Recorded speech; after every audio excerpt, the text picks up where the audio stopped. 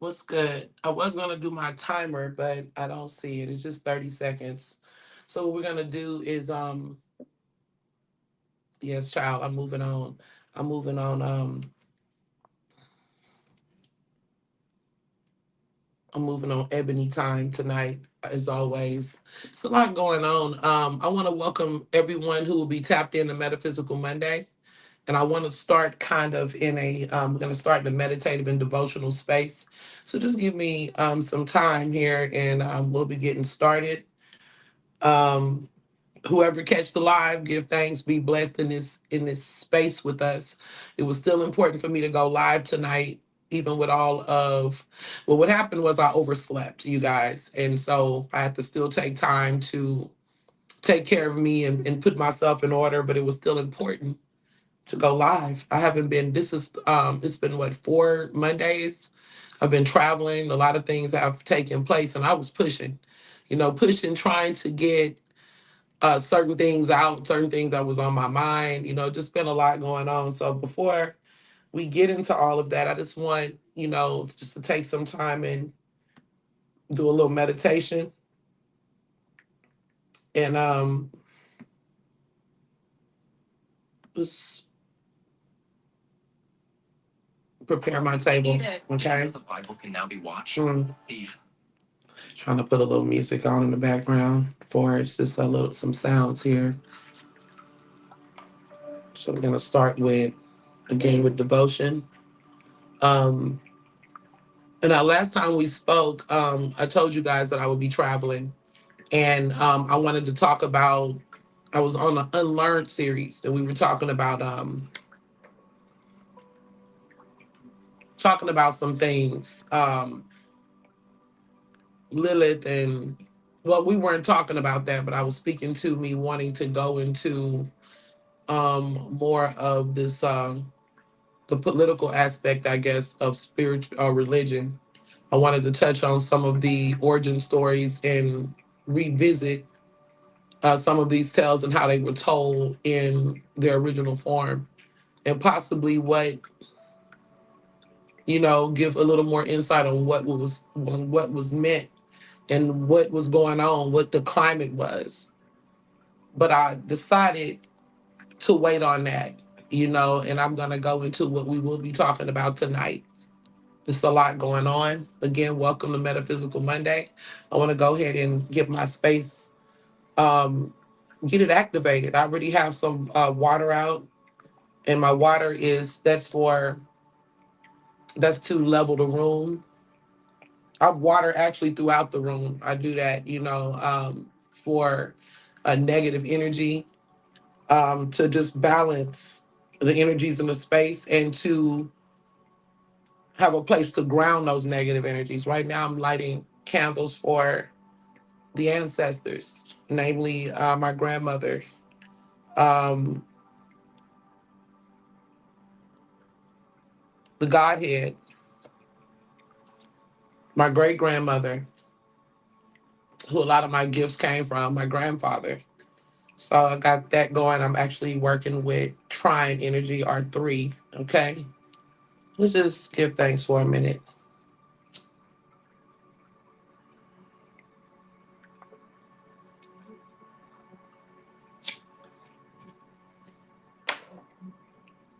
This energy, this incense that I'm burning smells really good. It's a moon. I think it's called Moon Goddess or something like that. It has a lot of good essential oils on it. And I'm just okay. Let's just you guys can just watch me bless the space and give me a moment.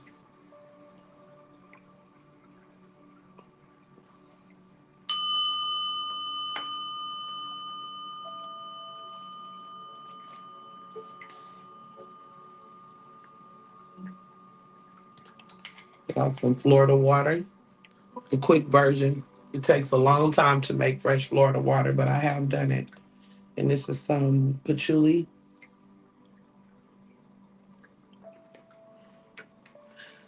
bringing in the frequency and vibration of the ancestors through the forces that balance our world.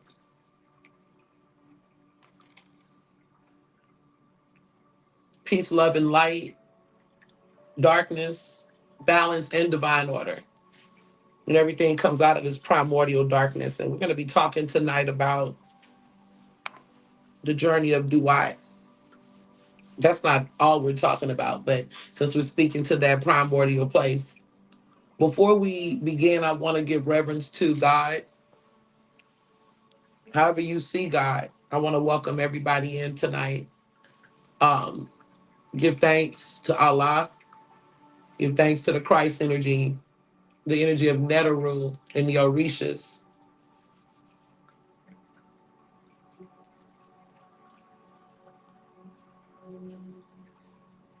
Clearing off my pineal gland.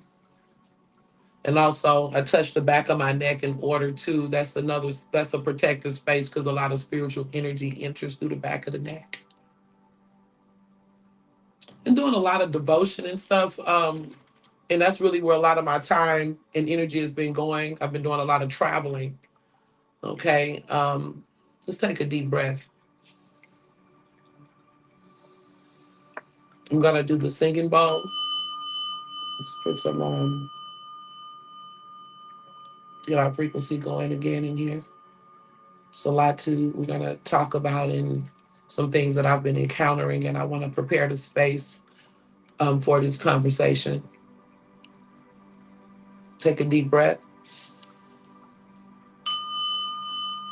release slowly, and one more time.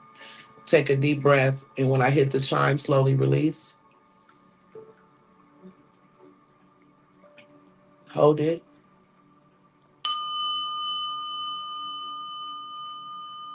Slowly release. Okay.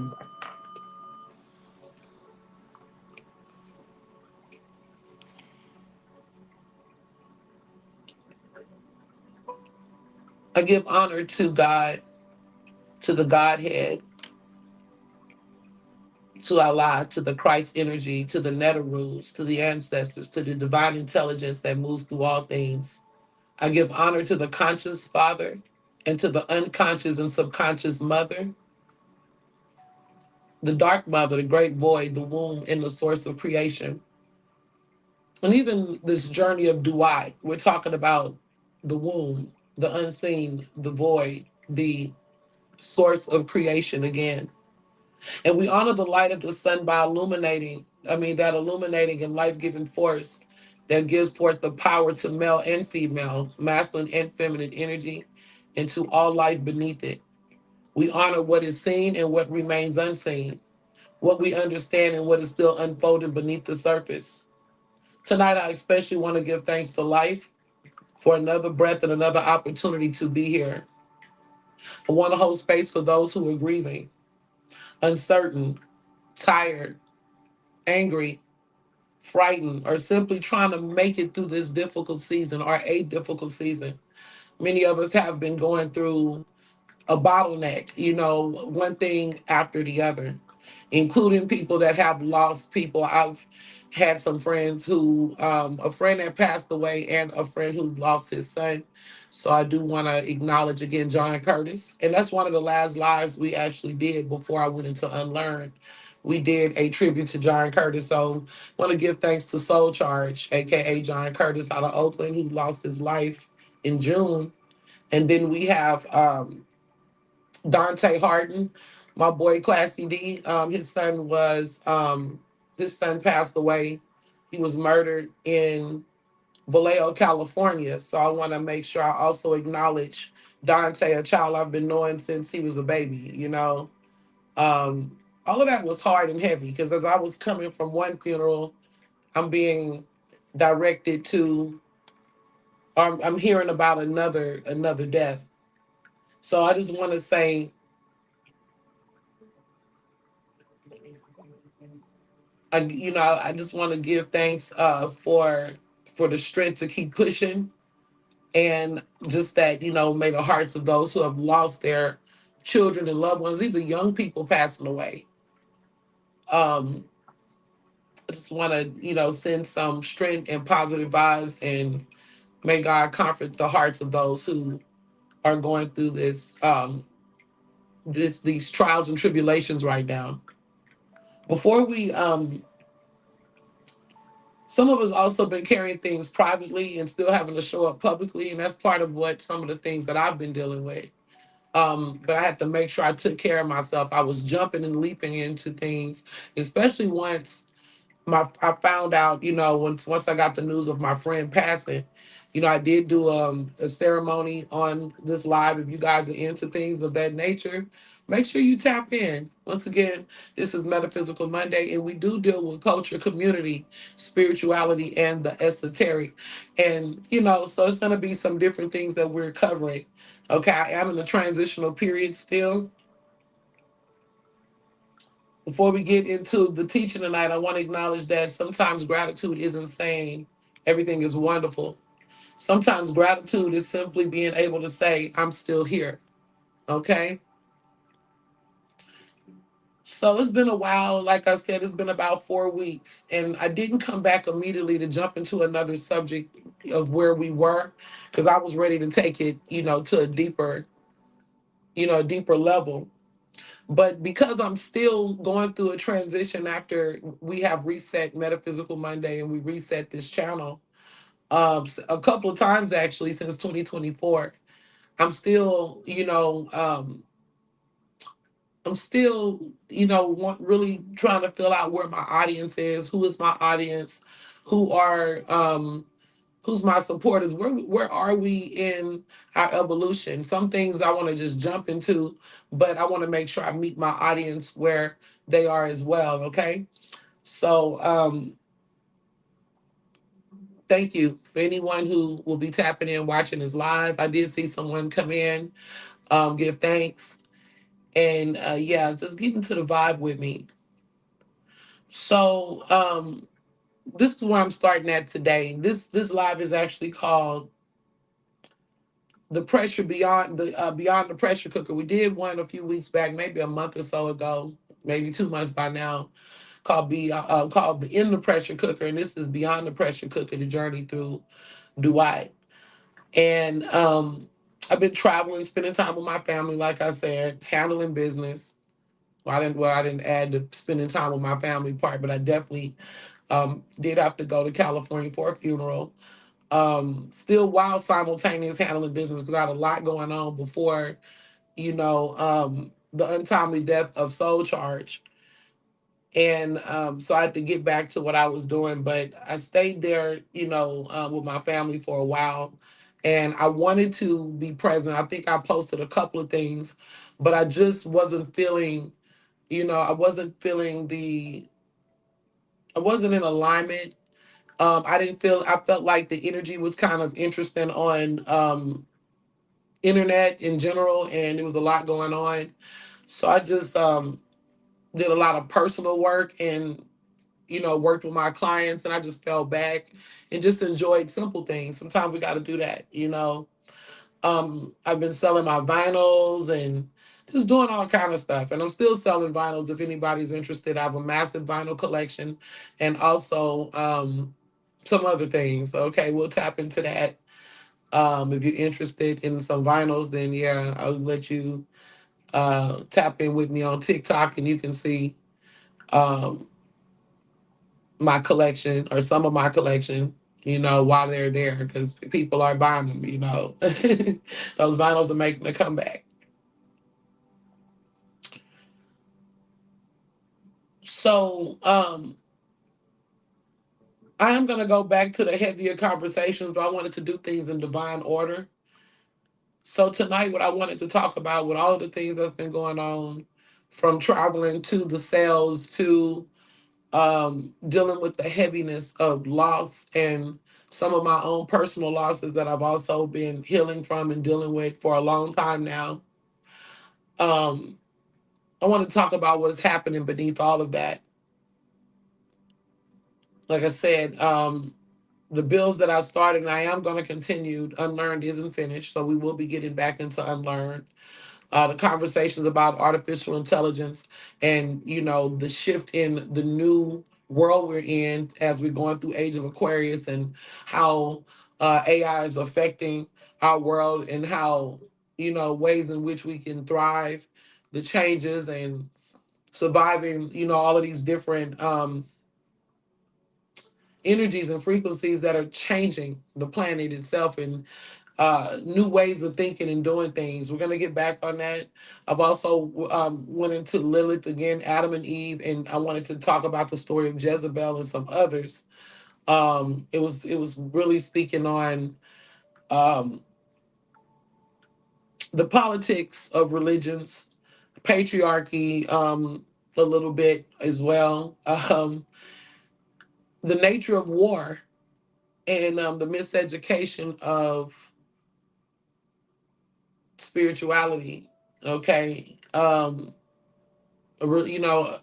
get into that, but the roots of religion and the politics of, not really the roots of religion, but certain religious movements and political agendas that they fall into. And that's one of the reasons I fell back. I said, let me just wait. This may not be the time.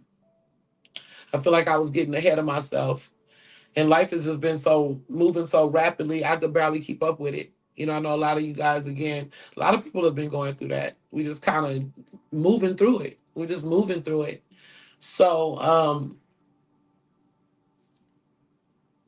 it's like, this has been a season. It's not like we're just going through processing individual events. This is like really responding to a whole season of things. And, the season will end. This too shall pass. So I just needed to stop.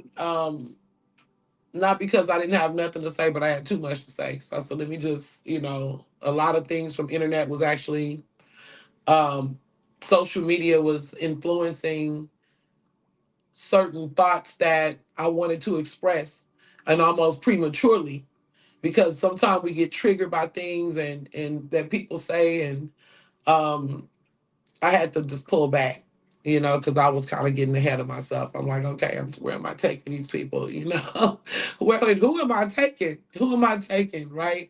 I don't even know who I'm taking. Because again, my audience has changed. A lot of shifts have happened. So anyway, so I wanted to talk about. I wanted to reflect on an ancient Kemetic story tonight that I kept coming back to because of all that I've been through and the way things have been moving. Like I said, a lot of death. Sometimes you're thinking you're out of this cycle or you're in the pressure cooker and it's coming to an end, but things will just keep going. Just continuing to go. Again, welcome in to anyone watching. I wanted to talk about Heru. Yeah, the eye, the light, Ra. When the journey itself becomes a battle, because it's like, what do you do? How do you stay spiritual when so many things are coming at you, in your life and in a world that's totally chaotic, and just when you're caught up in the monotony or the cycle of everyday life that sometimes challenges where we have to still stay in this space. How do we use our tools during these periods? How do we stay in this space or have a balance? We can't just spiritually bypass things. We can't just um, take it on the chin. It's a lot that we really have to move through in order to keep our spiritual and the physical ground in here on this planet. We have to have the balance of both, right? But sometimes things can happen so tough in this physical world, it's like it's knocking you down. You can barely even catch your breath, and then you're hearing more news. And yeah, I'm rocking my Hella tonight, guys, as we go through Duat. I grew up in the Bay Area, from Texas originally, but I spent my life in both places. So I got that hella frequency, and it's been hella crazy, hella intense, hella hot, hella mania, as we say in the Bay, right? So, for anybody unfamiliar with Kemetic spirituality, I said Kemetic spirituality. I'm talking about Kemet. Um, some know as ancient Egypt. That's the Greek, and the Europeans refer to it as Egypt. But I'm speaking of Kim tonight, Kemet. and the spiritual traditions that developed there. When I speak about Heru, some of you may be even more familiar with Greek names like Horus, but in the conscious community, most of us are familiar with Heru, right? Heru is associated with the struggle to restore divine order after the death of his father Asar, or Osiris, as the Greek um, referred to him as. His mother Aset, which the Greek call Isis. So we're dealing with Aset, Heru, and Asar, or Asaru. And the great adversary in these stories is Sutek, or Set. And it's so crazy because, in 2024, I was on my elevation. Things were really looking up for my platform for Metaphysical Monday. Things had grown significantly on my Facebook platform and things like that. And the person, and I don't want to, I'm not going to go deep into that, but this is the name that was thrown around when dreams began being revealed to me of the betrayals that was to come and those that were actively going on. I was told about this Sutek energy was in the air and set. That's how it was justified. There's some treacherous energies in this world. And I'm going to tell you guys, a lot of them have been exposed. A lot of them will be exposed. And it's happening now, actually, in this current energy we're in. And even, going back to the year of the dragon, that was 2024. And then we're just coming out the year of the snake. And now things are beginning to move forward. So where things might have been stagnant and energies could have still been hiding, people that you may have even known and you're aware of, or energies you're aware of that's kind of working against you in the energy grid. They're working against your purpose. They're not in alignment. Some of them, it was just they're so enmeshed. It was hard to still hard now to get unattached from these energies. But the pressure is pressuring. The pressure cooker is cooking, and it's gonna come that time. It's happening now where you can no longer stay connected to energies and forces that's not in alignment with your higher self and where you're going and where your purpose is and where you are now. Okay, because frequencies change. So the great adversary is Sutek, or Set, in these particular stories. Now there are different versions surrounding these deities, but tonight I wanted to talk about a particular cycle of stories preserved at Edfu.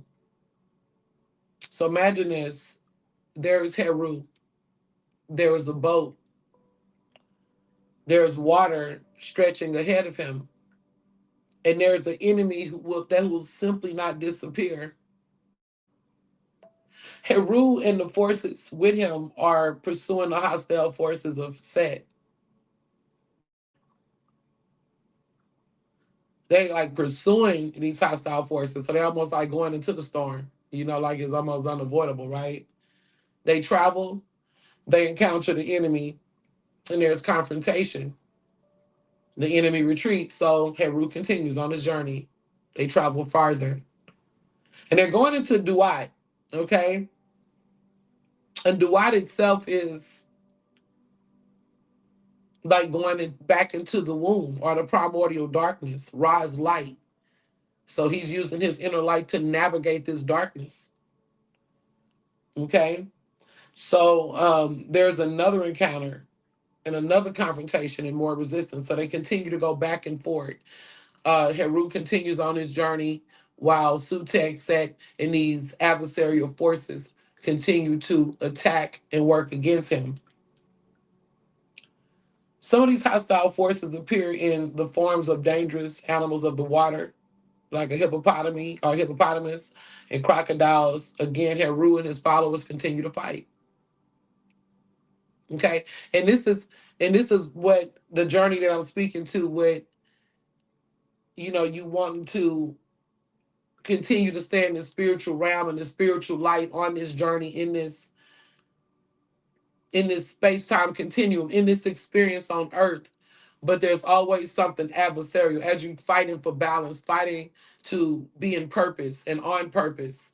And there's times when it's worse than others because when you steadily sleeping and you're not fighting or putting yourself in alignment to be better and do better, then it don't upset the forces. It's kind of like you're coasting or you're blending in or you know, um, you're not the target of the attacks, but you really are. You really are a target, but you don't even know because it's like you're sleeping, right? You're in a state of sleep, so you kind of like, and that's what I want to talk about next time. My next build is called breaking the spells. Are you breaking the spell or are you reinforcing it? So a lot of times, we don't even realize how thick and how deep we are in enemy territory because sometimes we're conditioned, sometimes we're born in it, and we believe that sometimes we don't see another way, so we believe that this is the only option, this is what it is, and this is normal. For a lot of people, that's how we stay in toxic families, toxic friendships, friendships and relationships that mirror what you are already born into, what you've already accepted as normal, and that's just how this person is or that person is. But when that light and that spark is ignited in you, it changes. It changes your outlook. It changes how you experience life and experience people on this planet and in your journey. Now, what's interesting is Heru is going to fight these adversaries. He's pursuing this energy and the such, and he's hell bent on getting to or continuing on his journey. Okay, so the enemy retreats, and again, the journey continues. And this is what caught my attention because victory in one place does not mean that the entire journey is finished. So you have to continue to go through what he was going through. So when I talked about beyond the pressure cooker, is because you're already thinking that you're cooked. You already been through a crucible, and I was going through crucibles in 2024, going through painful awakenings in 2020, in 2022, 2023 even. There's a lot going on since COVID. And then in 2024, I'm thinking I'm overcoming these things, and it just meets you again.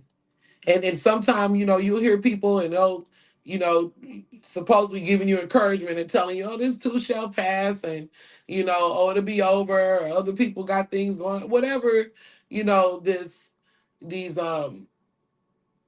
words of, I guess, inspiration is supposed to bring, or encouragement during a hard time. But some people don't really even know the depths of it. Just like what Job was going through, it wasn't a thing where one thing happens and then it clears up, or he gets over one obstacle. It was obstacle after obstacle after obstacle after obstacle. When you're like, okay, I thought this too shall pass, I thought, by now I made my penance, I suffered enough.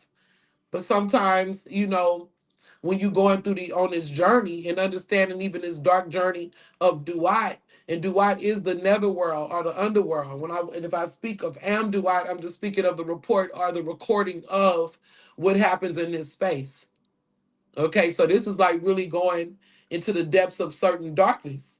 It's like when people are like, "Damn, I just got bad news," and this happens and that happens, and one thing after another for a whole season, not just one time, not for a week, not for a month. Sometimes it lasts years. Sometimes it's months. Sometimes you get a little bit of rest or a little bit of like somebody let it, somebody. Well, people can help too, but sometimes it feels like the forces are letting up off of you just so you can breathe, and you restoring yourself just to go through another storm.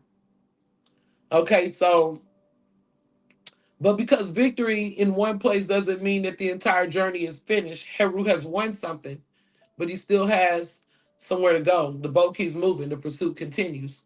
So he can't even get off the course, and that's what I'm talking about. You got to continue, even when you have these victories here and there. You thinking that you've suffered enough or whatever, but it's like it's being in a liminal space where you really can't get off the journey. It's too you're too far to turn back, and you have to go the mile. You can't. You got to keep going.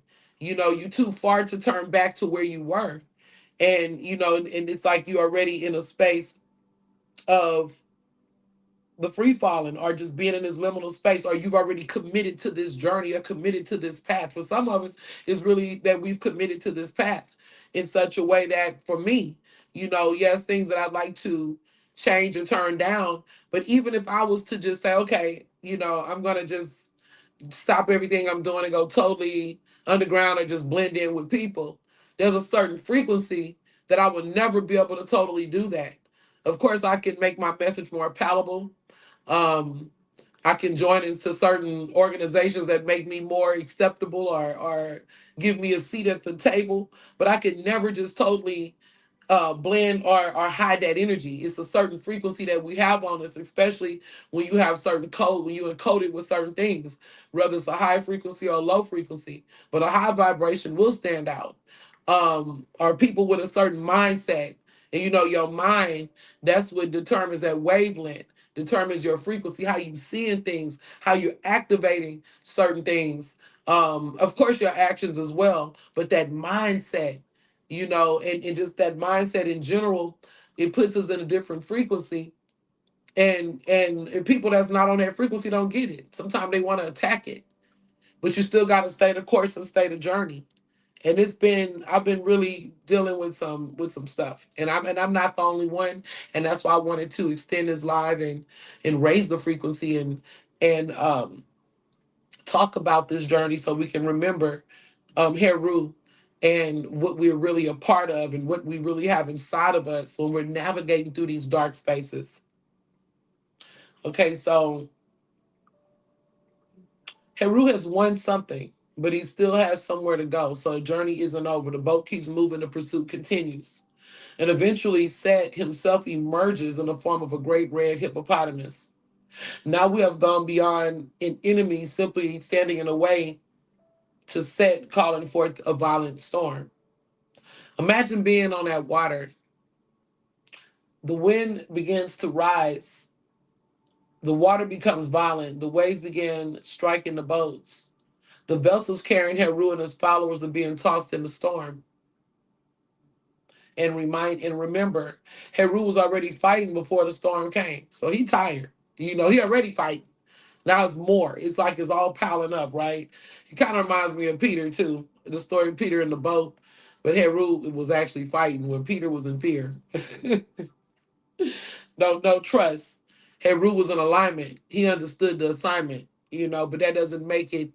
And I understand the assignment. And most of us that have been called on a path to of spirituality and just this journey of life in general, when you don't allow it to break you, when you don't allow it to totally just take you out the game, you understand the assignment. It don't mean you like the assignment. It don't mean it's an assignment that you just take happily.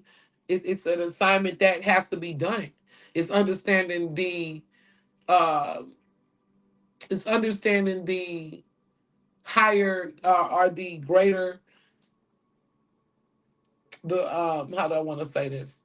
It's understanding there's something greater working behind the scenes, and the way everything is put together, the way everything is connected, certain energies that we put out that comes back to us in certain ways that have to play out, certain lessons that we have to learn for those who take that more metaphysical stance to our approach in the world.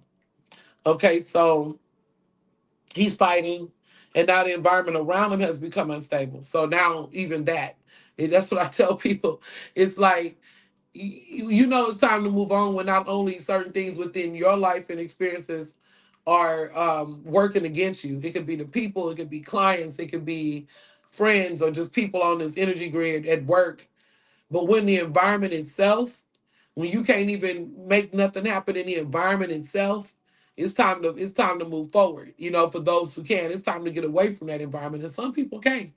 They got people that have to really find ways to bend with the environment. Some people are stuck in environments, and they have to, who, it's always a battle. Because you want to be somewhere where you are aligned, but that's not always a reality.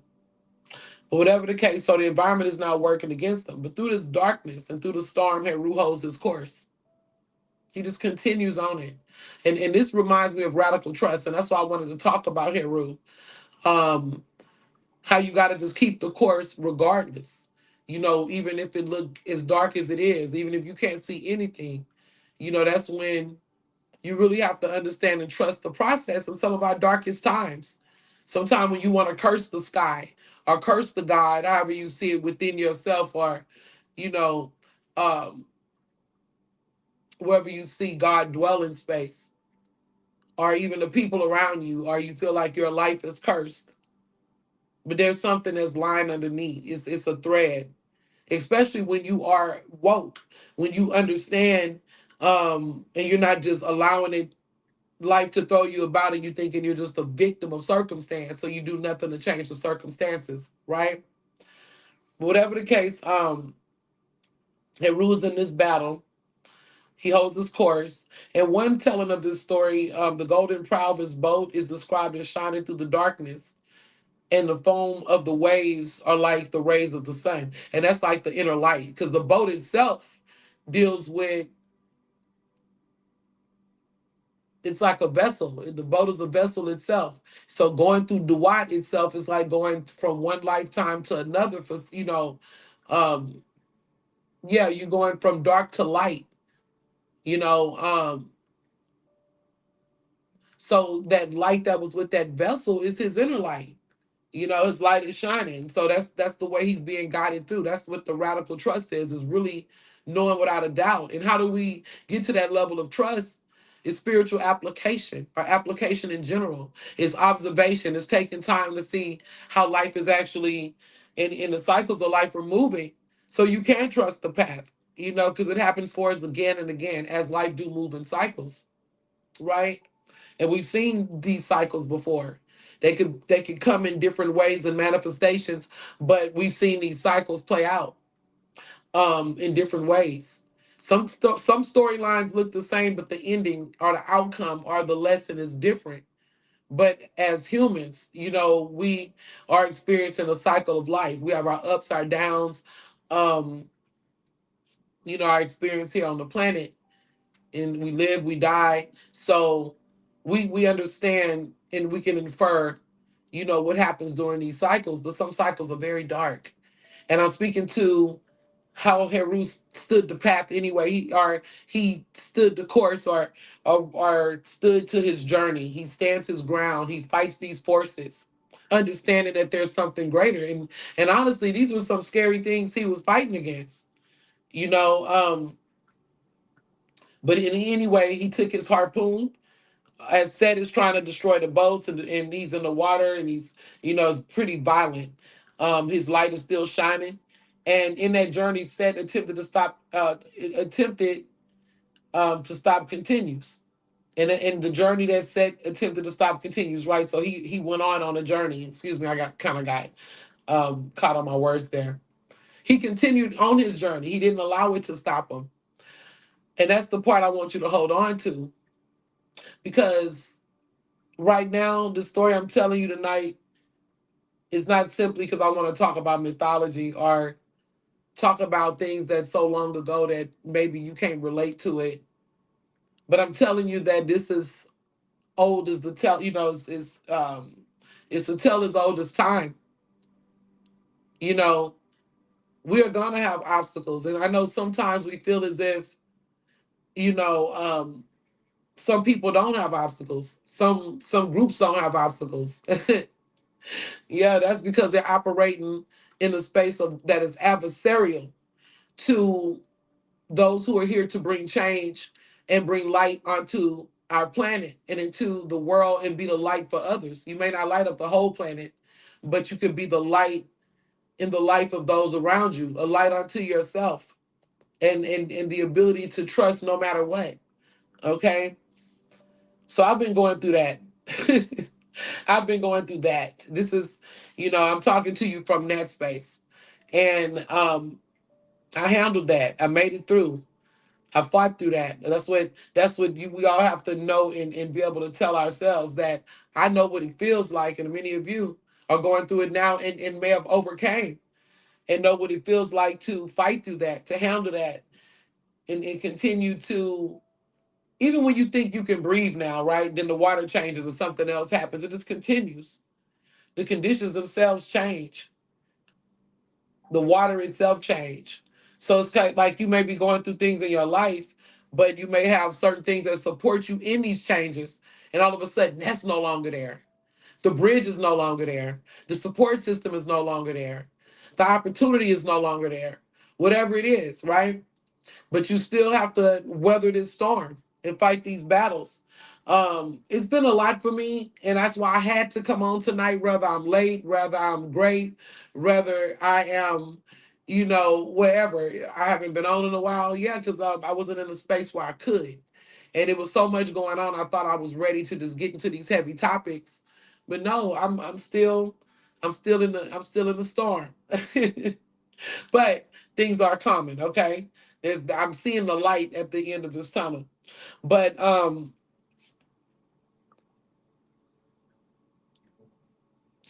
we're trying to, now, after you go, when the conditions start to change and you no longer have these supports or different things that come up, you're trying to figure out now how many different forms this one season of resistance can possibly take.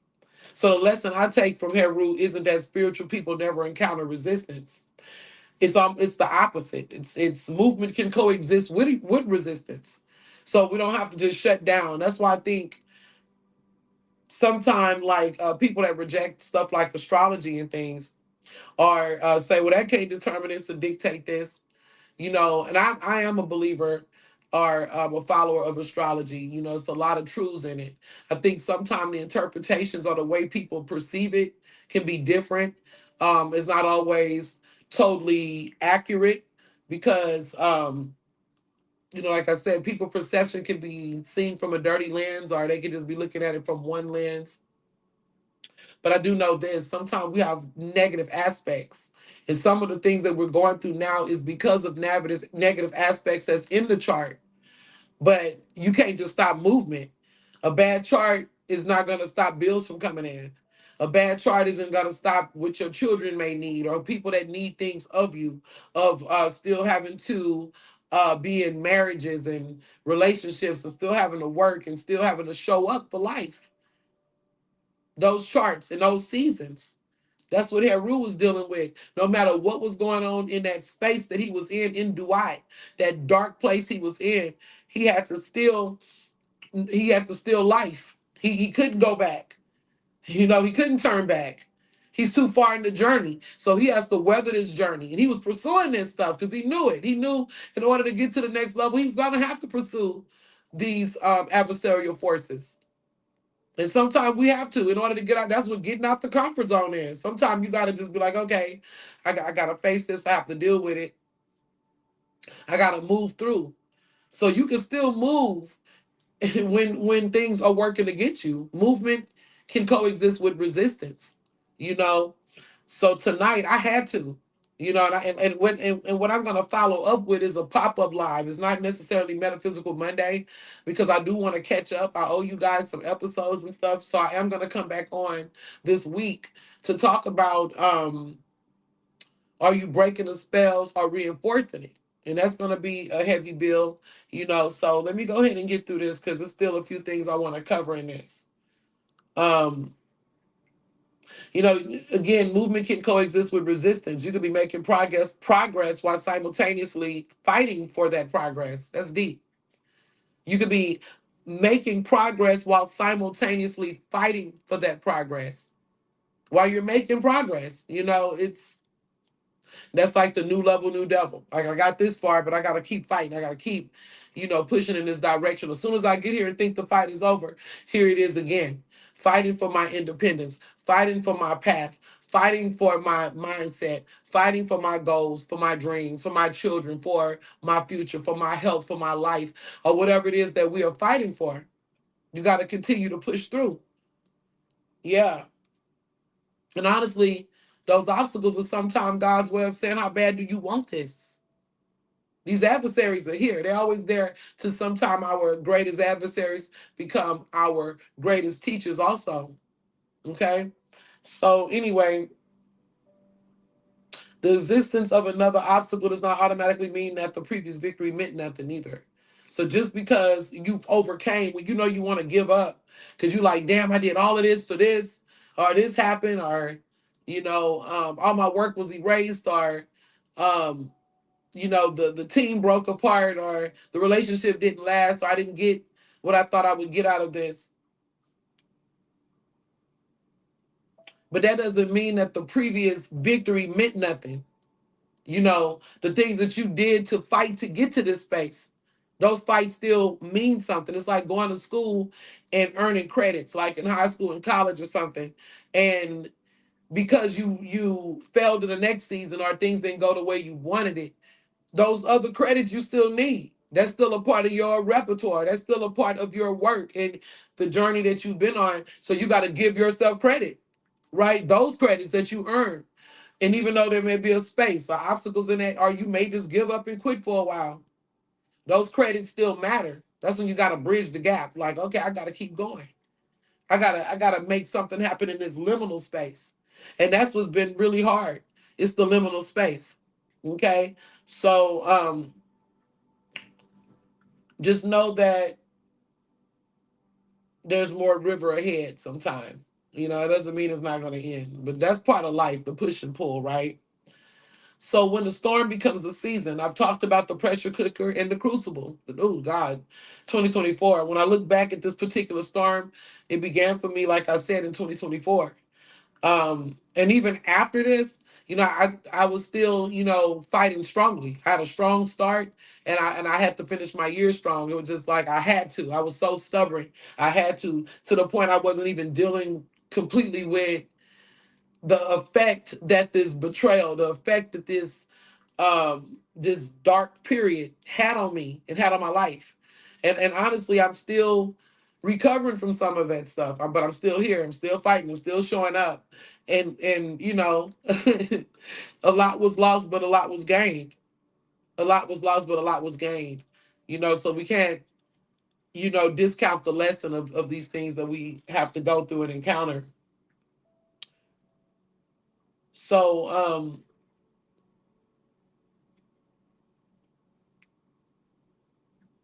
let me see where we at, because this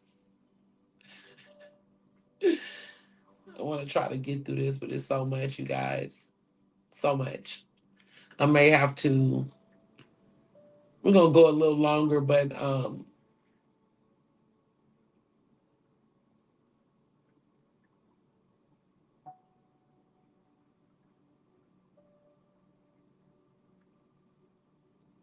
I'm just only on module 3.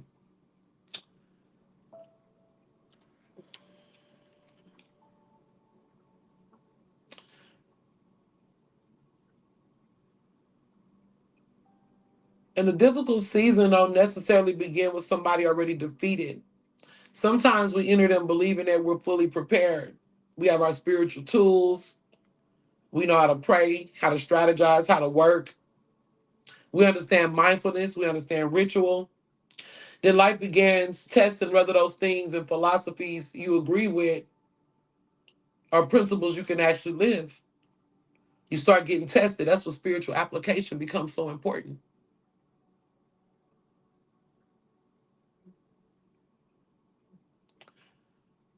One change came behind another. When you have those changes, that's when you start getting tested. You have losses, transitions, things that had to be released.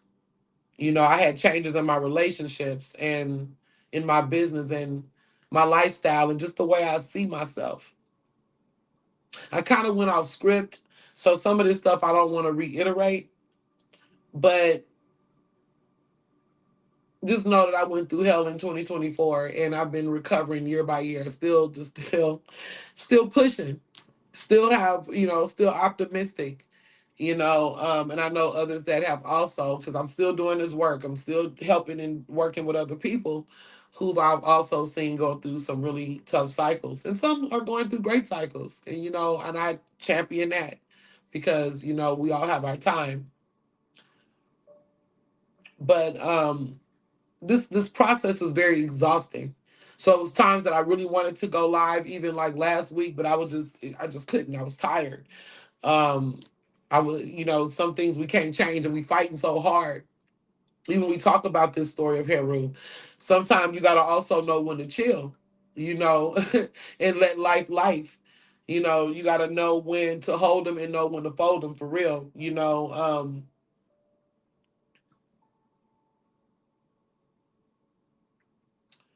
as a matter of fact,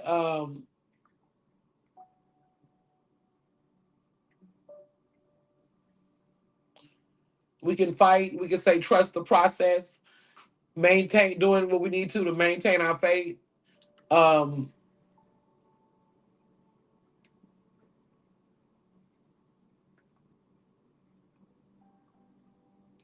but sometimes it's hard, you know, when you're grieving and you're going through times of uncertainty, when things are that you once seen as stable as change, when you simply don't understand why things are happening and why they're happening the way they're happening, right? And sometimes we lose our center, even with all of the tools we have, and we know how to do all of these other things. When trust the process feels intolerable, nah, you know, when it feels like spiritually bypassing more than it's helping. But that only rates again what we've learned, even though we lose our center sometimes. So then the question becomes, how do I return to myself when life has knocked me from my center? When darkness meets a deeper darkness. And I want to make something clear. I was already in a dark place before the death entered, like before my friend passed away, before my John died and Dante passed. Um, I was already dealing with, I want to say something that's really deep. You know, you're already going through a dark place, right?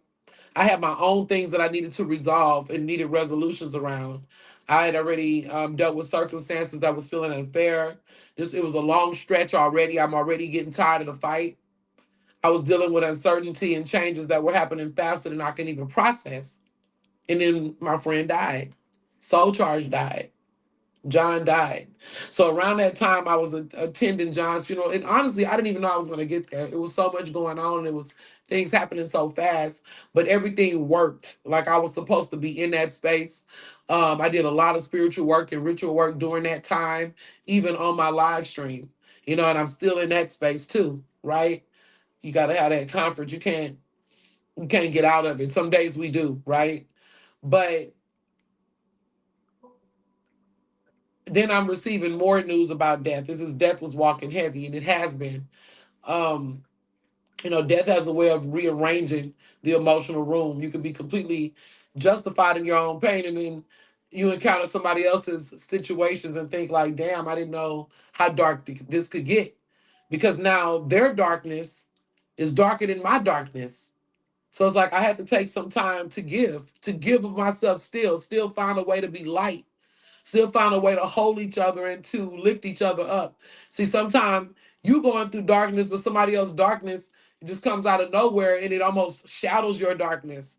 And they're still looking to you to give, or you feel the need to give because that person life meant what it meant to you, or these circumstances are the people you going that's going through it you have great love for and you care about. So we want to be there to support each other, right? So that happened, you know, in the middle of my own darkness. It reminds us that what it does do is it doesn't mean that our suffering is insignificant, but what it does show is you're not the only person traveling through Duat. You're not the only person that there's other people traveling in their own right through their own darkness. And in the middle of your darkness, you find a way to give a piece of yourself or your light. You start to generate light for them that you didn't even know you had still. You generating light for others that you didn't even know you had still, or that it was so dim for you that you didn't even think you could, right? That's why we all need people to lean on. And at the end of the day, people need people. That's what makes spiritual community so powerful, and real family, real tribe so powerful. The way our friends can show up for us and the way we show up for community. You know, sometimes that's all you got is the frequency of what everybody's going through to hold you up and push you through. And sometimes we may not have money to give. We may not have all of the answers to give. You may not have a lot of physical strength, but you have presence. You have presence, and presence is everything when a person need, you know, people need all of the energy and light and love that they can get surrounding them. So I had energy. You can still bring your prayers, you can still bring your compassion, you can still bring your divine intentions. You could show up and just listen, right? And that required a different kind of trust because I was again going through a period where I didn't feel though as I had anything to give. So it taught me something. You know, you don't have to be completely out of your own darkness to become somebody else's light. You don't have to be totally out of your own darkness to become somebody else's light. Like I said, I didn't even know how I was getting there. I really didn't because I had, so much going on. My business was slow, bills steadily pouring in. I'm paying the bills, just going through all of these things. And then one of my clients blessed me with a plane ticket. So there's always, and there's still a blessing coming in through the space of Duat. I'm still having supporters in Duat, right? In Duat, and I'm meaning in darkness, in this space of the transition, in this space of the battle. So sometimes we can't be afraid. That's when, you get humility. And, some things will humble us. And I was humbled to the point that I did share with my friend or my client the space I was in. When generally I would just keep it to myself. So sometimes that pride will make us not have what we could have too, but then you'll get humbled beyond pride. So you either continue just to struggle or you allow somebody to help you carry your cross, even if it's temporary, just to give your shoulders a break. You allow somebody to help you or shelter a burden for you. And sometimes we don't have that help. So give thanks when it comes along, right? But I know when we show up and when we come in a humble way, the spirit always opens the door. There will be somebody that show up. It don't have to be somebody you know. It ain't got to be your day one or bestie. Right now, though, guys, we are navigating through some tough things on this planet, and I'm just speaking to the ones who have been in this fight that feel like giving up. Don't give up. You know, um, or even when you give up, get back on. Don't give up permanently. Sometimes you just gotta stop. Which brings us to the next module. Let me finish on this though. You can be hurting and still love. You can be uncertain and still show compassion. You can need help yourself and still possess something valuable enough to give to someone else and be a light for them. So once I began operating from that place, doors began opening for me. It really did. Like I said, not just with the ticket, but with a lot of stuff. A lot of blessings came in during that period. My business even picked up the third week I was in California on my journey. I'm like, wow, I was overwhelmed with it. People that I hadn't spoke with in a while was returning. It was just a lot of blessed energy that came from me still being able to be a light for others in my darkness, right? In my time of darkness. And also just, showing radical trust for the process and just getting to a form of surrender. So I realized that darkness my perception changed in the sense that I wasn't even expecting anything. Not that, oh, I did this, so God owes me a favor. God owes me something in return, or my karma needs to be balanced because I did X, Y, and Z. No, I was just moving through it. And I was supporting others as they moved through it, right? So my perception began to change. And I realized that darkness that I was dealing with hadn't stripped me of everything. Definitely not my humanity. No. There was still something in me that the darkness hadn't taken. Okay? And we have to look and sometimes find that place. Sometimes when you going through things, it's sometimes helping other people make you feel better. I'm just saying, find something to do, find something to create, find value within yourself and your life once again. So now reading 5 is sometimes survival looks like doing less. And then this is times when we steadily want to fight and steadily want to push, kind of like what Heru was dealing with. And he's fighting and still staying his course. But sometimes you all fought out. That's what being moving beyond the pressure cooker is too. When you don't have no more fight in you, you know. And I really hope, again, welcome to Metaphysical Monday to those who will see this and those that I've seen tapping in. And I really hope this video reach the people that need to see it, because I'm really here, to give light and energy to those who are constantly, who've been in this season for a while and is constantly feeling as if they're in the fight. And just, just a reminder of, you know, um, this is a part of the natural cycle of life. Okay, so I've also learned that during surviving a heavy season doesn't mean you have to spend every moment confronting the heaviness. I mean, it is what it is. Sometimes you, even in that, it's like somebody just talking about the situation over and over again. Something you can't change, which you just keep talking about it and keep talking about it, and you're draining the people around you, you're draining yourself, you're worrying about it, you're ruminating over it, but it's not changing anything or bringing you to the peace or the resolution that you need. It's something that you can't change. So we get into a space of divine acceptance. We get into surrender. Okay. There are times when you just need to detach from it. It's times where, yeah, they could have negative things going on.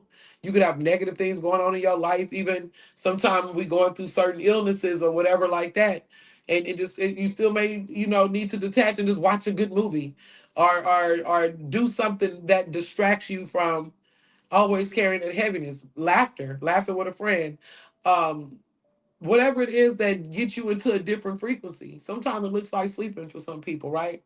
A lot of times. It's times when we need to detach from it, not deny it, not pretend it isn't happening, but just put it down for a while. If you spend all day worrying about your own life, it's not necessarily that you have to also let the evening consume. Let me say this right. If you spend all day worrying about your own life, you don't necessarily need to spend the evening consuming not only everybody else's tragedies, because sometimes we consume other people's stuff too, right? But you don't have to keep ruminating in your own tragedy or your own um, hardship. It is what it is, and that's one of the things that I can definitely say about the black community. If we don't have nothing else, I'm speaking from that space. We have a lot of resilience. We've learned to whistle while we work. We learned to sing while we are going through hardships. We've learned to laugh even when everything wasn't or isn't perfect. We've learned to make do with what we've had. Now, some people have lost those values, but I know the culture I grew up in, the era I grew up and in the eras before me, and even a little after me, we just push through. We push through. I can't speak to how people are dealing with certain things now, but for the most part, we found a way. Um, but it may be times when we're going through this period where you don't need to even consume other people's tragedy in the sense of staying tuned into the news, looking at everything that comes on your storyline or everything that's on your timeline on YouTube and Facebook and these social medias. Sometimes you got to step away because it just adds to the heaviness. Like I said, you could watch something entertaining, listen to music, eat comfort food, spend time with your family. Get yourself dressed anyway. Laugh, sleep. Like I said, laughter is great. Or just absolutely do nothing. You don't always have to be doing something. Sometimes it's doing nothing, especially when you're going through a crucible or a time of change, a time where you can't change what it is that's going on and you are living through it. Sometimes that's what you got to do. You got to just simply move through it. So that's the part of the divine surrender and radical trust that I'm talking about. It's not it's sometimes it's not a quick resolution. It's not the phone call that's or to whoever that's going to make it better, or you need to perform another ritual, or you need to develop or have all of the answers tonight. You just may not have them. They may not be even with a friend. Nobody knows right now. You're just in an unknown place, and that's a liminal space, right? Maybe the assignment for that moment is just to rest. Is to trust the process. Sometimes, resting is the remedy. Sleeping is the remedy because there's cures in sleeping. There is healing is what I want to say in sleeping. There's downloads. There's a spiritual essence that's going on in our time of sleep as well, even through the dream world and the dream code, and just really resting your body, being so exhausted from fighting during these pressure cooker periods, and when you still got to push regardless, and giving up and quitting is not an option. If you have an opportunity just to coast, rest, surrender. Now, the thing I would say about that, resting, surrendering, and detaching and finding those healthy distractions at times is fine.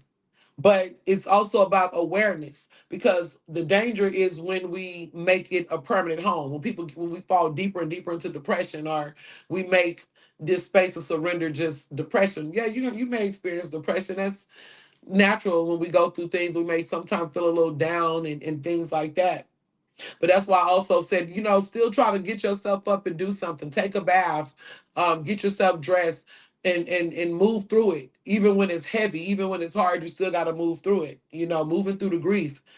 Um, you don't want to make it a permanent place, because then you get into another cycle where now you are, instead of riding the wave, you are allowing the wave to overtake and drown you, and bog you down. Okay, it's like it's a difference between rest and stagnation. There comes a time when doing nothing is exactly what you need. Then there comes another time when you're like, okay, I've rested, I've cried, I've fought, I've detached, I've drank, whatever you do. I've smoked enough. Now I need to move. Now I need to move forward. And discernment is knowing the difference, between stagnation and rest. Okay. And honestly, you guys, I don't want to make this live too long. I really don't. I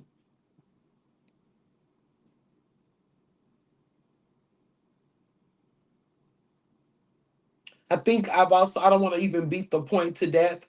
I think I'm going to go into entering the Duat. Just one, a few more things about that, and I'm going to end it here, because I don't want to just be, over and over beating the point. The point is moving beyond the pressure cooker. This is sometimes what it looks like.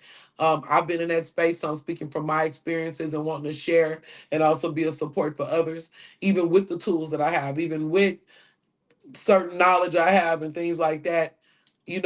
Nobody is bigger than the program. None of us are.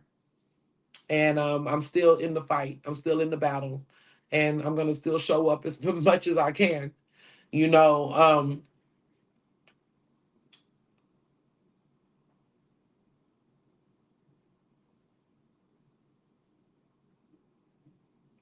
this kind of came late because I've already described what the duat is, but I'm gonna just say this: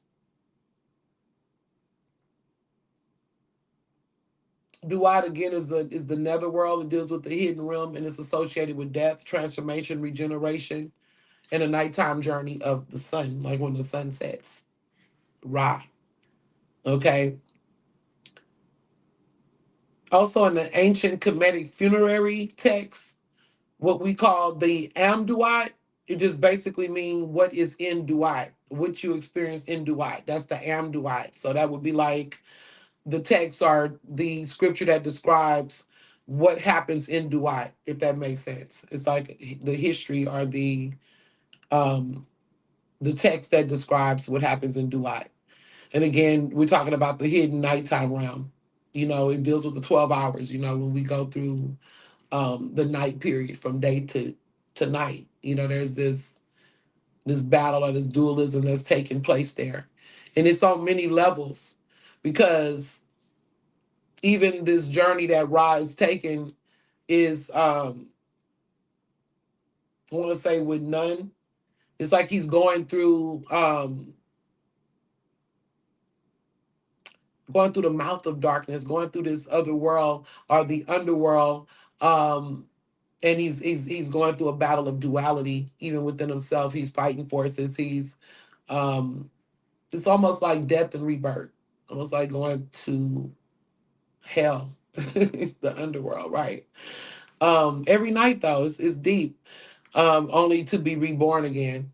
So that's the language. So you just understood what I was talking about throughout this text or this build. I want you to imagine that experience. The sun is setting, and at first you can still see everything around you. The landscape is familiar. You understand where you are, and then gradually the light changes. Shadows lengthen, shadows grow. Things that were obvious become harder to distinguish. The sun disappears. But in this ancient spiritual understanding, the disappearance of the sun doesn't mean the journey has ended. The journey continues beyond what is visible. The solar bar enters the Duat. Night has begun. Imagine that as a spiritual state. The night you used to navigate your old life has disappeared, but the new light hasn't arrived. You know something is ended. You sense that something else is becoming, but you cannot yet see it. You're between the sunset and the sunrise, between what was and what will be, between an ending and a beginning, between death and regeneration. And this is what I mean when I'm talking about being in a liminal space, like walking down that long hallway. You are too far to turn back. So you have to continue no matter how dark it is ahead. You're in a space where you're nowhere. You're not where you need to be, but you weren't where you were, right? So it's easy to romanticize liminality once you are standing on the other side. Then you can easily say, oh, I went through a transformation. I was transforming. Spirit was repositioning us. We were reborn. But transformation can feel different while you're still in it. You know how you go through something like, oh, that wasn't nothing, you know?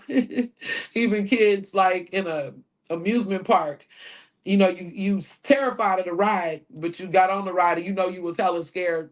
You was hella scared all through the ride. But you get off like, oh man, that wasn't nothing, you know, or a haunted house or something like that. But in real life, what about when you can't find the exit to the haunted house, right? When you are still in it, you know, and people can say, oh, I've been through that. That's why a lot of times we don't want to hear what other has to say. Oh, I've been through that, this and that. Because when you're standing in it, the experience that you have is much more different than being on the other side of it.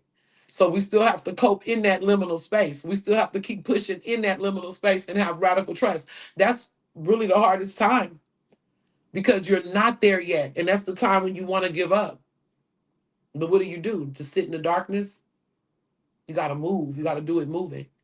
Sometimes we got to carry ourselves even when we're at our heaviest. Sometimes we got to just keep moving through, but we don't even know how. Sometimes you got to crawl through, as long as you're getting through it, though, right?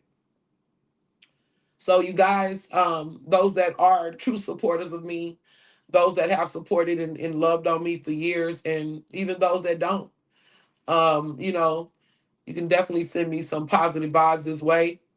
Um, I'm gonna send you some. Make sure that I'm also praying for my community. Like I said, everything's going here. I've already charged the space, but I'm gonna continue to push through, and we're gonna continue to keep moving. I don't know how that always looks. I don't know what Metaphysical Monday is gonna become now because it's changed a lot. There was a time where this was an exciting day where people were excited for my show, especially on Facebook where I first built this community. At this point, I don't know who's with me, who's not with me. People come in, they go, and that's all fine because we're all in these heavy transitions. And frequency wise, we're looking to see where we vibrate.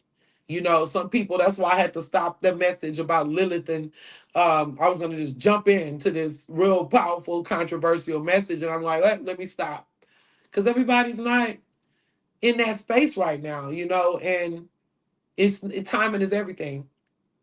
Timing is everything. Sometime in the liminal space, we feel like there is no time.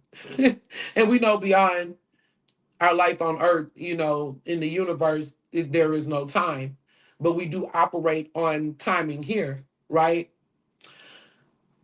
But anyway, so what does sunrise mean when it's midnight and you can't not see the horizon? What is a sunrise when it's midnight and you can't see the horizon? When you don't know, the Bible say joy comes in the morning, you know. But when you're in that space, in this space of darkness, and I'm speaking of darkness as a spiritual state too, not just it's nighttime outside and in the 12 hours. I'm speaking of it like a long night. What if it was a long night?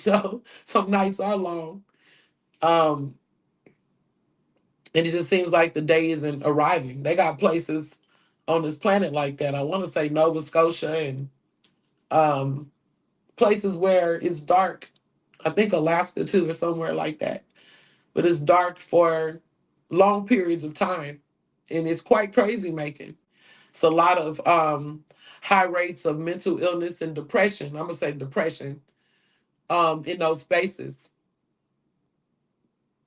I won't go deeper than that, but there's some bad effects for not having light, and when you don't know how to find another source of light, because light in the house, that's artificial sources of light. It doesn't give you that sustenance, that true sunlight, and even the light of God, the light within, give us and give to our mind, and how important it is, whatever manifestation you see that in. So, is there anything else I wanted to share? Because it's a lot. I wrote this. This is a long bill. I think I'm gonna come back and we'll talk about APEP next time. Maybe I'll keep going. I'll go for 15 more minutes. Why not? So APEP is another comedic story that I wanted, or just kind of a vibe I wanted to tap into, because it is a frequency of things that happens within the darkness. See, APEP is like the agitation within darkness, another agitator. The Duat is not simply empty darkness. It's uniform darkness. So a solar journey continues through it. There are passages, thresholds, encounters, dangers, and transformations. And within that nighttime journey, there is Apep, also known through the Greek name as Apophis. And Apep is associated with chaos and with the threat against the solar journey, or the journey of the sun, or the journey of light. He's in opposition of that. This is lovers of darkness, or this is the function that they have in darkness. The image speaks to me because sometimes uncertainty would be difficult enough if uncertainty simply left you alone, but it doesn't always work that way. You already trying to navigate a period where you can't see far ahead, right? And then there's something that agitates the waters, and the loss comes. An unexpected expense appears. A relationship changes. Something you thought was settled becomes uncertain again, right? Somebody came back in your life and they leave again, or just whatever the agitation of the darkness is. All of these can form as agitations in the darkness. And before you've even caught your breath, from one transition, you're being asked to adapt to another. And this is what we were speaking to earlier when, you outrun the lion to run into a bear, a polar bear at that. But there's a particular kind of darkness. You're not merely waiting for morning. You're navigating through what happens at night, back into that liminal space again, right? The liminal space, waiting to land. For me, another image for liminal space is falling. It's like free falling. And imagine just falling through darkness, just falling through a space of darkness for a long period. And at first you assume that there has to be a destination. Now, I told this story before about me being lost in the forest in Oakland. Yes, there's this wooded area that I was lost in for over an hour in Oakland. And it was during the daytime, give thanks, but it was still very little light. And all you see is just road ahead, the same road with trees on the sides of me, right? I was terrified because I had no idea where I was going. My cell phone wasn't working. And I was literally driving like 10 miles an hour, 5 miles. They had 5 cars behind me. And that was my light. That was my light. And I've told this story on other live streams, so I'm not going to go too deep into that. But that was totally one of those spaces where I'm like, you got to be kidding me. Very much. I couldn't turn around. It was only a two-way, a one-way street, one way up, one way back. So there's nowhere to turn. I just had to continue on the journey and wait till I can get space, a signal to use the phone, and find directions out of this place. But I made it, and then I found a new path. So see, there's always a blessing in it still. So just imagine like falling in this through darkness like that though, like you're in the sky just falling through space, right? And you assuming that it got to be a destination. I'm gonna hit the bottom at some point. Kind of like how Alice in Wonderland was going through the hole. Maybe God makes a way at the last moment. This is what you're thinking. Maybe God will make a way for me. What is the Duat? The Duat is the netherworld. The Duat is being in between worlds. It's darkness. It's going through a space of uncertainty. are the space of the afterlife. You going through Duat are like the rebirth. It's like death, transformation, and rebirth. Okay. So but what happens when you continue to fall, but you don't land? You just still falling. It's like, okay, something gotta give. You almost want to force an outcome. Yeah, the void. The void. Yeah. It kind of reminds me of the row, row, row your boat Masonic poem too, because they're in this boat. And the boat representing the vessel. And, you also dealing with the journey of the soul, right? And when I was speaking to at first with the Duat was Ra, I was speaking of Heru and his battle with Sutek, or dealing with Set, and how he continued no matter what to keep going. Now I'm speaking to this when this darkness seems as if it continues, this constant agitation while you're in this middle space before seeing the light at the end of the tunnel in the void. You know, so okay, so here I was. Okay, you don't land, you keep falling, and at some point you think, surely I should have reached something by now. Yet life continues while you're falling. Falling, you have to eat still, work when you can, grieve, laugh, pray, handle whatever's immediately in front of you, and somehow survive days that you weren't sure you had enough strength to survive. And that's one of the hardest or strangest parts of a liminal space. You haven't reached the solution or the resolution, so you can't give everybody the testimony yet, but you're still inside the story. Yeah, you're still inside the story, and nevertheless, you're surviving it. And things will change. You sit here like, damn, this never happened. This person never came back. This situation never changed, or whatever it is, but it changes into something else. Right. You enter the void. What we were talking about is actually surrender. So that would be the breaking down of the ego. Getting, as a matter of fact, powerlessness, and surrender. Um, wow. Yeah, that's when the ego is actually being challenged. This is like also a form of an ego death. So I agree with that. Powerlessness, and surrender, which is why I'm sharing my story, because nobody's bigger than the program. Not even Cola Soul Jet. Nobody is. None of us are. So that experience has changed the way I think about power. Just things that I've experienced and being in liminal spaces. Spirituality teaches us about will, intention, prayer, ritual, creation, manifestation, and agency. We do have power, but our power exists within something larger than our own individual will. There are things that we can influence and things that we cannot command. Death teaches us that very quickly. And I don't think acknowledging that makes us insignificant. I think it teaches us humility. Surrender begins when we stop using all of our strength to argue with what already is. I mean, you already know what it is, so you can't. Some things we just can't fight against. You just have to let it be, let it. It is what it is. It's like somebody saying, um, okay, my daughter's pregnant, something like that, and you pissed about it, but what you gonna do? Jump on your daughter every day?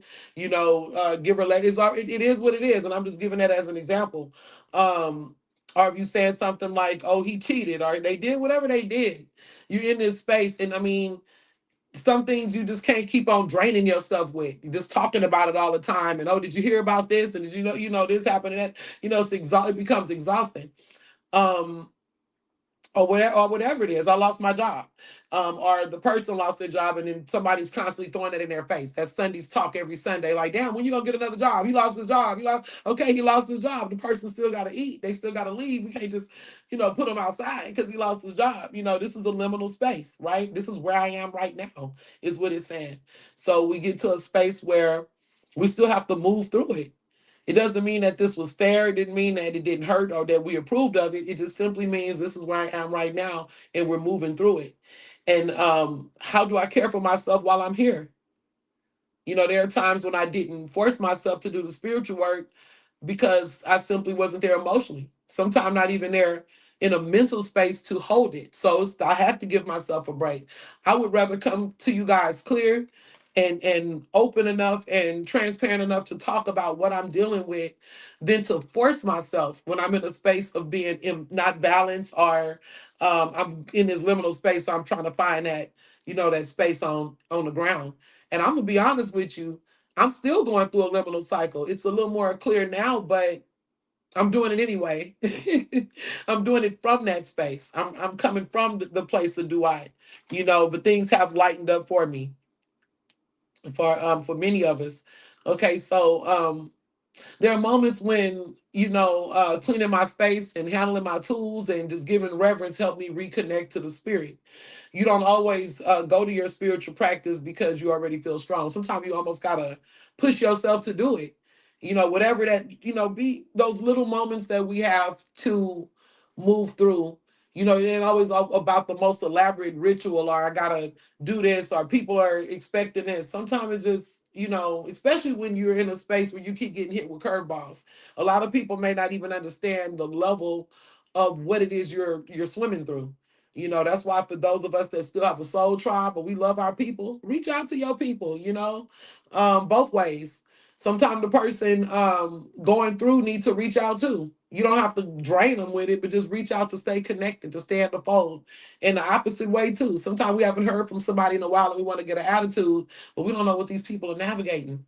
You know, the spirituality thing is great to me when it's not just about having it up here, but when you know that you have used spiritual application to see it work, to move through it. That's how we continue to cultivate that life with spirit and with God, or with what we call God, or the God force, however you relate to it, in order to keep going, even just in our everyday life. You got to apply it. They teach us that in mathematics in school.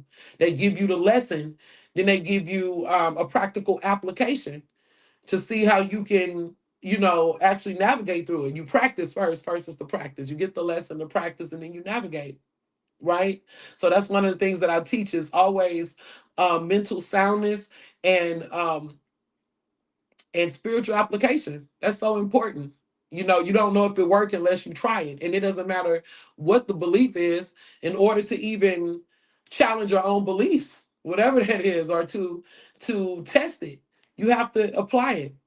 That's the only way we can see what works for us, right? So anyway, so we're not always strong, but we got to keep pushing ourselves, and you'll begin to get that strength again. Okay. So some days it means, I'm gonna just light a candle anyway. I'm gonna just clean one room or whatever. And on another day, it may means doing nothing, just resting, regrouping, and allowing your mind to catch up. And both can be sacred when they are what you need in that moment, if that's what that moment requires. And I'm the same way with diet, you guys. I just want to say this when I talk about comfort foods. Yeah, I like to have a healthy diet and things like that. But I'm also a believer in, sometime in that moment we need what we need. Sometimes your soul needs something. It may not be the healthiest thing, but in that moment, it's not going to kill you to eat a slice of cake. It won't. It's just not. Some people may be like, oh, I would never put that in my body, whatever. But that's how sometimes people fall off and they end up eating a whole damn cake when they have condemned it in whatever it is that you like to do.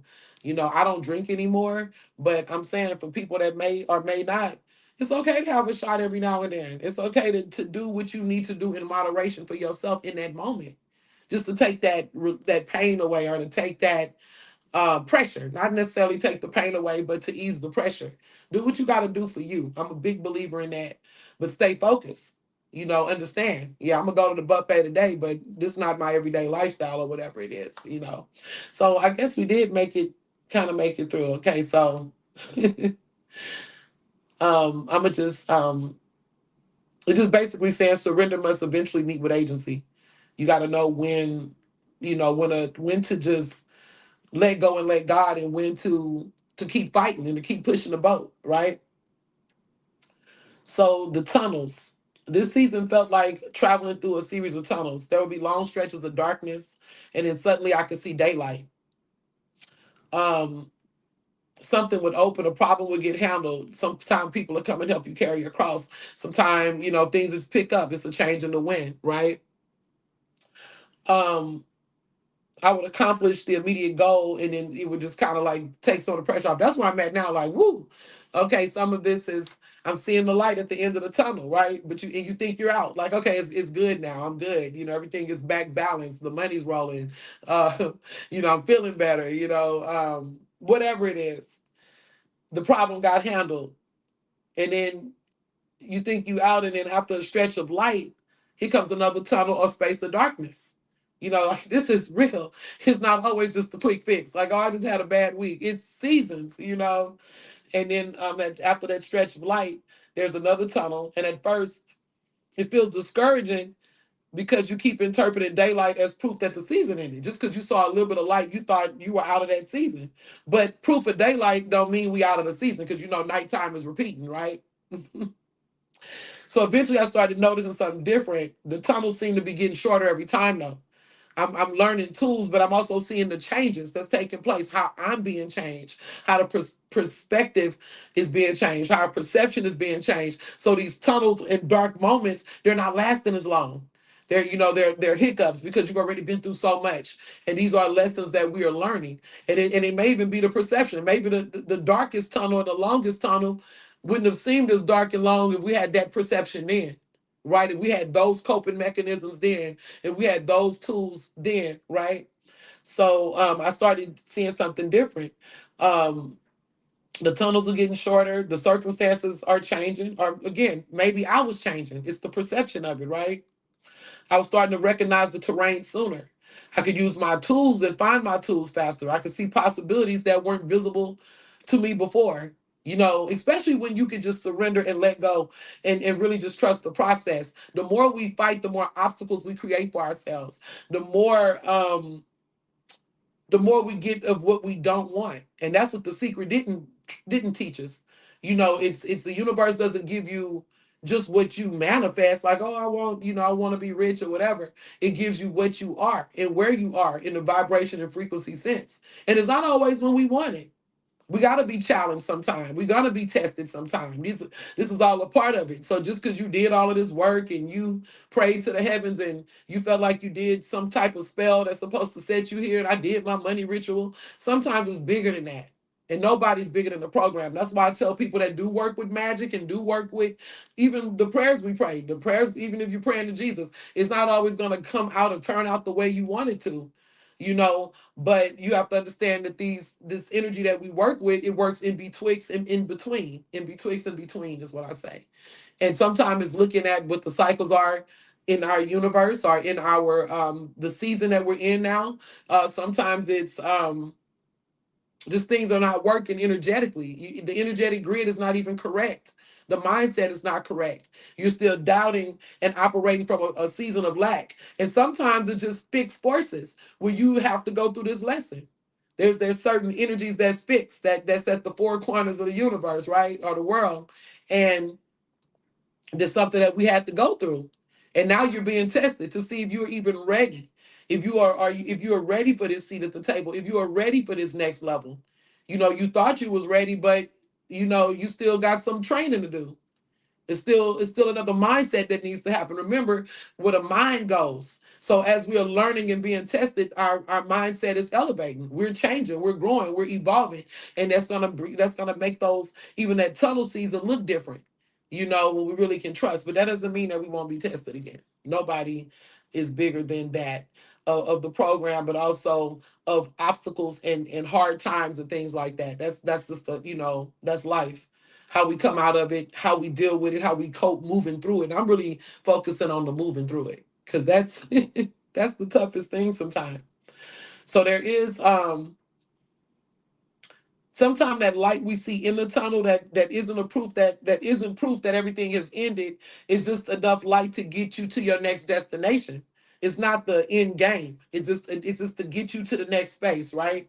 And to begin to change your understanding of that hope. When you like, okay, I can see it now. Okay, God is still with me. Okay, something is still working here. Because sometimes you'll be like, damn, did God forget about me? Is there even a God? I mean, what happened? And not understanding that there is hope beyond the pressure cooker, and this is just a cycle that we're dealing with. Okay, and hope doesn't mean that it doesn't mean believing that a difficult thing will never happen again. It doesn't mean that we're spiritually exempt from grief or uncertainty or change.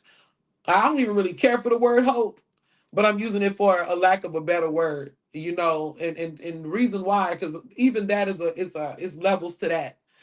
For me to say I don't care for the word hope, it takes a great deal of a spiritual boldness and a certain level to say I don't like the word hope, because hope just seems like it has so much doubt attached to it. I hope.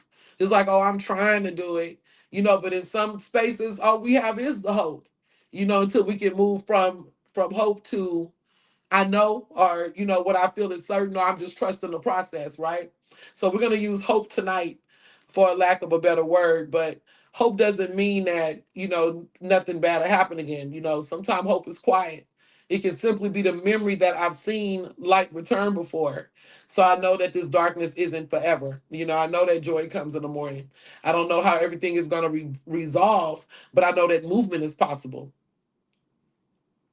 I may not have everything required for the entire journey, but perhaps I have what I need for this part of the journey. I know now that darkness does not necessarily mean movement has stopped. Remember the Duat. The sun disappears from our sight, but the journey continues. So even when Heru was in the darkest part of Duat, that journey is still continuing. The clock is still ticking, if you will, because they're looking at the clock as in 24 hours in a day. So your first 12 is in the day or the light or in Ra, and then we go into the netherworld or the underworld or darkness, which is dealing with the cycle of Duai. But again, you can apply that to a larger scale when we're talking about our spiritual journey, our life journey on the planet. Okay. So even when the sun disappears from our sight, the journey still continues. And that's where I am with Beyond the Pressure Cooker. I'm not coming back to say that I've resolved every question or I've reached some perfect spiritual destination. I'm showing up because I realize that I don't have to wait for everything to be perfect to go live again, or everything got to be resolved to be present for my audience and to continue to work on my platform. It just was times when things were so heavy, and I'm like, where do I go? Sometimes even saying, okay, I got all of this information, I've said all of these things, but now what? Is this too much? Is this not enough? Probably for me too much. I was speaking of some really heavy things, and feel free. I appreciate Root Radix to ask questions or to make comments, to build, to say whatever you want to, have that's on your mind, long as it's kept in respect. I'm always respect you guys. Um, unless I feel disrespected. But other than that, I'm gonna show respect to the platform and my audience. And even then, it's a certain decorum that I need to have. I'm gonna come back. It's just that when I speak on this next build, I think you guys will even understand where I'm coming from more as far as my journey. This next build is going to be called Are we breaking the spells or reinforcing the spell? Are you breaking the spell or reinforcing the spell? And that's going to be the next build. And I'm not going to wait till Metaphysical Monday. I'm going to do that sometime this week, maybe Wednesday. I'm not sure. But as we move through, breaking the spell, sometimes it's just returning to the practice. Because there's a lot of things that feel like spells, and it's not necessarily spells people are casting on you. Breaking a spell or reinforcing it means where are you at in this energy? Where are you at in your own frequency? Kind of like how people, that don't celebrate holidays and get mad at, oh, y'all are celebrating this or doing that, or, you know, but what the whole got to understand is that, or even people that say, why do a certain group of people get away with treating black people this way, or just whatever it is you're going through. But we also got to look at how much we contribute to what is being done to us. How much are we adding to the energy of certain spells, of certain frequencies, of certain traditions that people refuse to challenge, but they want to see change. So I'm gonna kind of close on that note with that, and we'll talk more about that in the next build. But we just got to get some time. Breaking the spell may require just doing your practice. It may be getting back to the platform, handling one practical thing, laughing again, allowing yourself to rest without guilt. And eventually, when you recognize that your strength has returned enough to move, pick up the oar and row your boat again. You know, absolutely. Closing. So if you find yourself in your own Duat, don't mistake darkness for the end of the journey. Give yourself permission to rest when you need. Surrender what cannot be controlled. Receive the moments of light when they come. And when you can finally take the next step, take it. You don't have to see the whole road. Sometimes even light for the next destination is enough. Just that little light. Like how it says it takes just a mustard seed, of faith, right? The sun may move beyond our sight, but it has not ceased its journey. It's rising again, right? Such as we. Neither have we ceased our journey. And I'm just in on Hotep, peace, power. Um, Thank you guys who tapped in. For those of you who came in later, if you want to see the entire build, tap in, feel free. I will be back this week. It's going to be a pop-up live. So y'all stay tuned. Make sure if you like the message, subscribe if you haven't, like, share, put on your notifications because I'll be back with something else for you guys. Thank you so much. Thank you for understanding. Thank you for your support. And just remember, keep your eyes on the prize. Whether we're in the darkness or navigating through our daily lives. Ashe, peace.